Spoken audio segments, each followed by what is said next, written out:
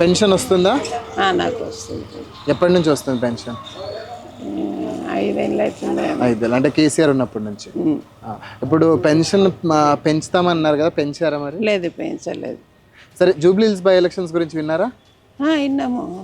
సరే, Jubilee hills by ఎలక్షన్లో ఈసారి ఏ పార్టీ వస్తే, ఏ ఎమ్మెల్యే, ఏ పార్టీ నుంచి ఎమ్మెల్యే వస్తే బాగుంటుందని అనుకుంటున్నారు? మేము కారు గుర్తు వస్తేనే బాగుంటుంది అనుకుంటున్నాం. ఎందుకమ్మా? కారు గుర్తు అంతేం చేసి అన్నీ చేసిండు కదా బిడ్డ. వాళ్ళు ఇండ్లు లేని వాళ్ళకి డబుల్ బెడ్రూమ్ ఇచ్చిండు, ఏ బతుకమ్మ చీరలు అంటించిండు, పతొక్కటి బతుకమ్మ గిఫ్ట్లు అంటించిండు, అన్నీ ఇచ్చిండ్రు, అన్నీ చూసిండు కదా.